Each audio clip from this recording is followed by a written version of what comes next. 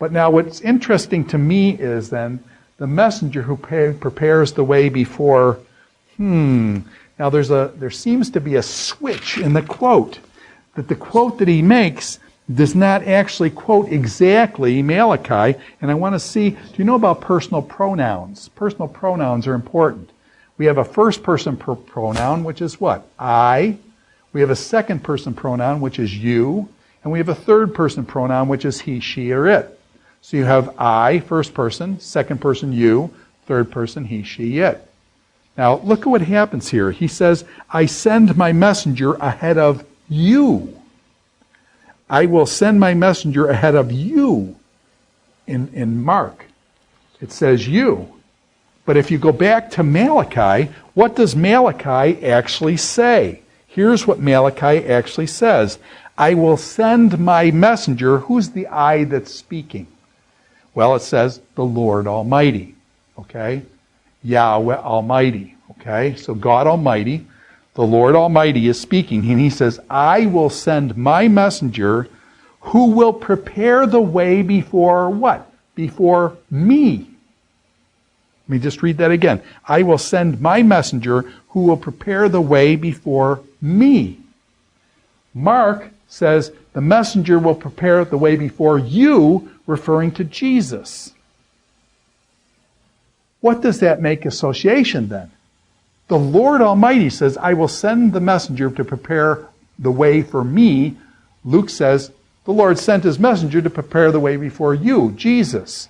What it says is that Jesus is the Lord Almighty. So this second verse here then is an affirmation of the deity of God. That is, in Malachi, it was God speaking, that the messenger would go before God.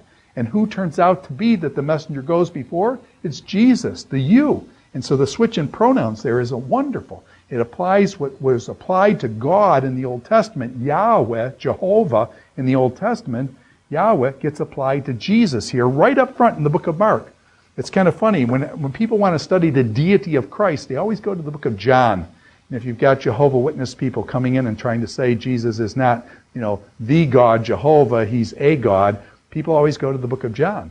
But it turns out here, in this quote from Malachi, in the switching of the pronouns like that, you can see that Mark is equating Jesus Christ with God Almighty, with the Lord Almighty. So that's a wonderful quote that Mark puts together there. It's really actually spectacular. So that's really pretty cool. And then what happens? So here, the messenger prepares the way before me.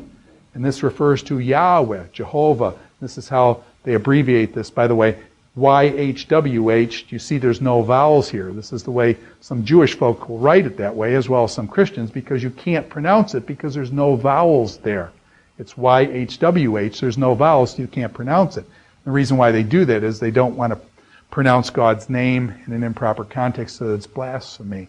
And so in order to avoiding blaspheming God's name, they take the vowels out so you don't say it at all. And they actually end up saying like Adonai, which means Lord. Instead of saying Yahweh, they'll say Adonai, which means Lord, or they'll say Hashem, the name, or something like that. So the messenger prepares the way before me, Jehovah. Turns out it's Jesus, and Mark picks that up and switches the quote around. That's really a cool thing. Now here, Mark chapter 1, verse 3, it says, the voice crying in the desert, prepare the way of the Lord. Prepare the way of Yahweh. Prepare the way of Jehovah. That's coming from Isaiah chapter 40, verse 3.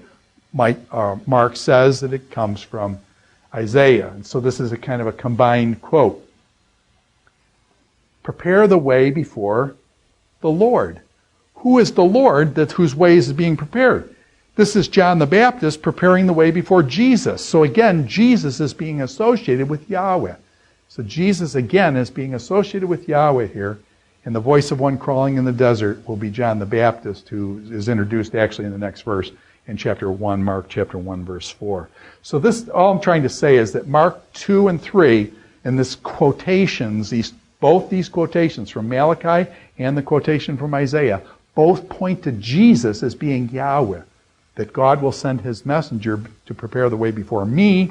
Turns out that me is Jesus, but it's also Yahweh.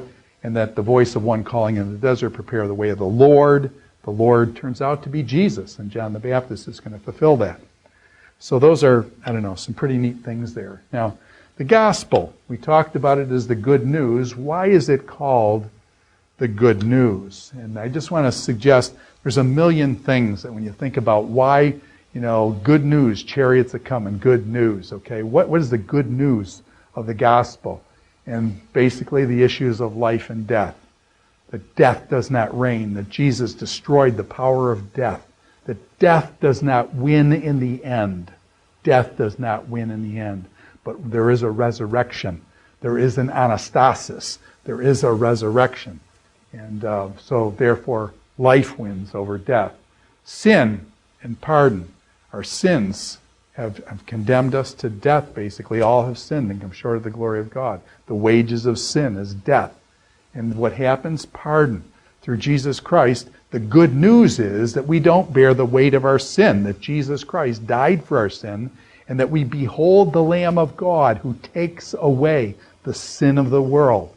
And so this is an incredible thing. The sin that bears upon us, the wages of sin that push us toward death. Jesus Christ, the Lamb of God, takes away the sin of the world. Emptiness and love. Jesus' great message, love one another as I have loved you. Versus the emptiness and just the feeling of alienation, of realizing how alone we are in the universe, how alone we are in the various aspects of our life. And Jesus opens up the possibility for love. And love bonding, connecting people together. The breathiness of life. What is life? It's breath, and it just passes. I always tell people, I work at Gordon College. If I pass on and go to some other place, within 1 or 2 years, nobody remembers you. Nobody remembers you. The things that you think are the great achievements of your life, you realize how frail they are. Nobody really knows or cares. And significance. What is significance? Our significance is in the Lord, and the possibility of serving Almighty God, regardless of the breathiness of life. This reconciliation between God and man, God and humankind. The reconciliation where God was alienated because of our sin. Now there's reconciliation.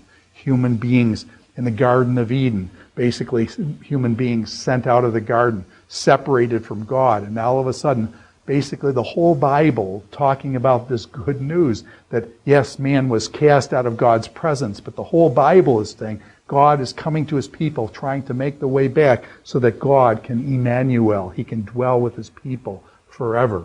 And so this reconciliation is the story of the whole Bible, and why the Bible ends in Revelation chapters 21 and 22, where the temple of our God, the New Jerusalem, comes down, and you have this reuniting of God and man forever and ever together kind of thing. The kingdom of heaven is near. The kingdom of heaven is near. And so these kind of concepts are good news. The kingdom of heaven is near. And indeed it is, I believe.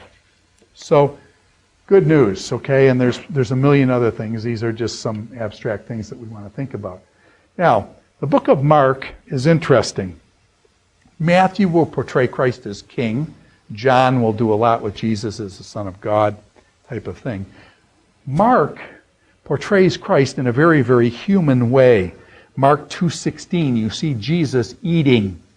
You see him drinking in chapter 15, verse 36. You see Jesus hungry. Is Jesus ever hungry? Chapter 11, verse 12. Jesus gets hungry. And then Jesus touches people. Chapter 1, verse 41, he touches people. And then in chapter 3, verse 5, I haven't got it listed here, but Jesus gets angry. We said that before. There was a guy with the deformed hand, and the Pharisees brought this guy to Jesus to see whether he would heal him on the Sabbath. And Jesus gets on their case and says, hey man, and he looks at them in anger. And Jesus looks at them in anger. So Jesus gets angry at the Pharisees because they want to value the Sabbath over this guy with the deformed hand. Jesus heals the man with the deformed hand and says it's good to do good on the Sabbath. And so Jesus corrects them. So this is kind of interesting. Raymond Brown, a great Roman Catholic theologian who's written a lot on the book of John and on the Gospels and things, Brown said that if we only had Paul, we would have a theology of Christ. If we only had Paul, we'd have a theology of Christ. Mark puts a face on Christ. Mark puts a face on Christ. And I would agree with that Mark portrays Christ in a very human way. A very human way. And so you get to see kind of the human side of Jesus in Mark. Now, Christ is divine in the book of Mark. Yes, there's some things we just said. This John came baptizing to prepare the way before Jesus. We said before the way of the Lord. Jesus turns out to be a substitute in there for the way of the Lord. And this is what we looked at. Mark chapter 1, verse 11, it says, "You are my son." And actually it's quoting out of Psalm chapter 2, verse 7, the Son of God being the Messiah. And so Mark has another quote here out of Psalm chapter 2. This is another one. Actually, we could get into this and develop a whole thing on Psalm chapter 2. What is this? The son that's being referred to there. You are my son. Today I have begotten you and become your father, that kind of thing. So also the statement, with you, remember when he comes up from John the Baptist, with you I am well pleased. And this notion of the suffering servant whom God will put his spirit and he will bring deliverance and justice to the earth. And so this kind of thing. So Jesus is held to be the Son